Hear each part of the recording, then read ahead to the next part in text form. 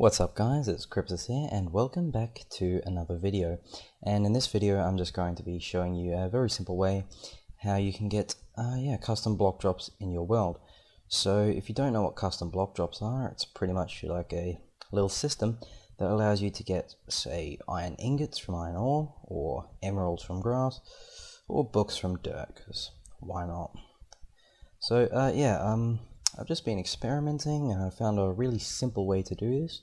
It takes 3 command blocks for each custom block drop you want, plus one which regulates all of them. Now, you can do it with less, but this is a more safe way to do it, meaning it's harder to kind of use a bug or something to like cheat, I guess. So yeah, I guess we'll just get into how the system actually works. So for this example, I'm just going to be getting an iron ingot straight out of iron ore. So the first thing you want to do is you need to add a scoreboard objective. So you want to say scoreboard objectives add, and then name it whatever you want. I'm going to be calling mine iron. And then for the criteria, we want to put stat.mineBlock.minecraft and then the name of the block you're mining. So I'm going to obviously say iron ore. Alright, so once your scoreboard objective is successfully added, you want to give yourself a repeating command block. So yep, there we go. And alright, so the first thing we want to do is we want to set up a command block like that, or well, I guess it doesn't matter which way it's facing, but repeating command block, always active. And what we want to do for this one is a scoreboard command. So we're going to say scoreboard players tag and say and then a set of square brackets, and in there we want to put in type equals item, and that needs a capital, by the way. Alright, so yeah, we want to say scoreboard players tag add type equals item, and then we want to say add, and the tag that we're going, remove, and the tag that we're going to remove for this tutorial is change. You can call it whatever you want. So just press done, and yeah, through this, make sure we are not getting any errors. Alright, so what you want to do next is you want to put a command block facing this way, or either way, it doesn't matter, another like that. Change this one to a chain command, which is always active, and I don't think it matters if it's conditional. Can't remember. Well, I must be very confidence-inspiring right now. Anyway, so then you want to set up another command block like that, remove this one here, and you're pretty much good to go for setting up the commands. So I'm just going to quickly set up some iron and grab a pickaxe for when I'm ready for the demonstration.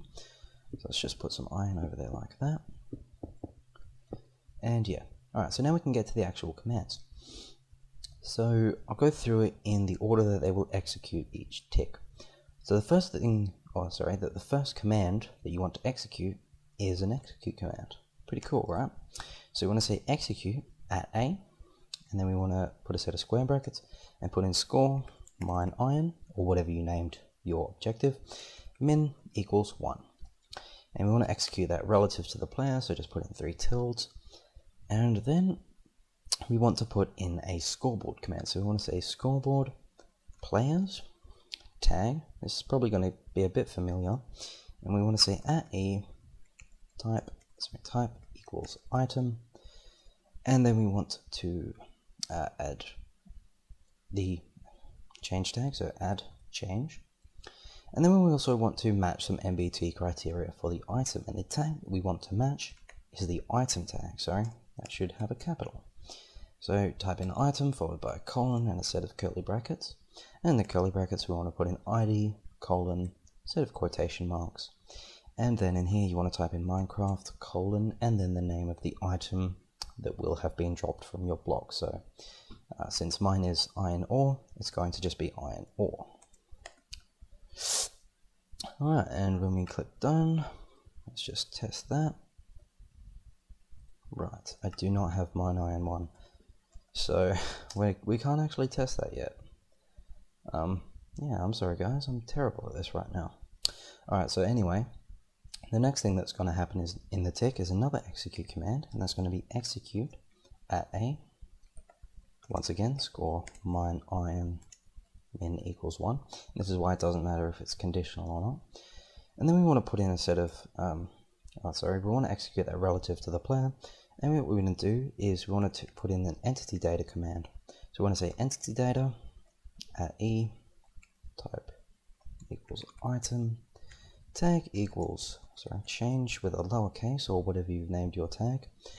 And we want to see c equals 1. And then for the, I've just realized I've done something wrong. So you want to come back to this command here, and in the item tag, we want to put another comma there and add a count of 1b, and this just adds extra security to your system. So yeah, it's not really important, but I'll get to why we do put it there anyway, after I've explained the system. Alright, so anyway, sorry for the break just then. So the MBT criteria that we want to change, or the tag that we want to change, is once again the item tag, and you just want to change the ID of this to whatever you want. So Minecraft : iron ingot. Alright, and for the last command block, we want to put in a scoreboard command saying scoreboard players set at A, and we want to put in the objective you're using, so mine iron 0. Alright, click on done, and then just put a block of redstone in here, or you can have a lever. One thing to make sure of is that this is happening, that this system is happening after this executes, so yeah, just keep that in mind. But yeah, so now if we go into, what the hell was I doing scoreboard for? Game mode S, or survival, and we mine one of these, it should just, turn straight into an iron ingot. And one bug that is really kind of inconsequential but still kind of annoying, because I can't think of a way to fix it. If you can, please leave it in the comments, because that would be really helpful.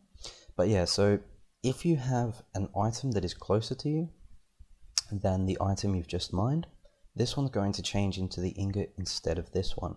And this is part of the reason why we put the count 1b thing in there, or it's the entire reason really. Because if you were to throw a 64 stack and you didn't have that count 1b thing there, and then you were to just go back into survival, you could then mine this block here, and it would turn into 64 iron ingots instead of the iron ore. And while you're probably not going to be getting iron ore with this method, it's just added security in case you want to let them get iron ore some other way. So yeah, that's pretty much the basics of setting up your own custom block drop. This should work anywhere in your world, so long as this is in the spawn chunk. And yeah, so if you found this video helpful or enjoyable, don't forget to like and subscribe. If you have any comments or questions, leave them in the if you have any feedback or questions, leave it in the comments section, and I'll try to get back to you as soon as I can. And yeah, that's about all.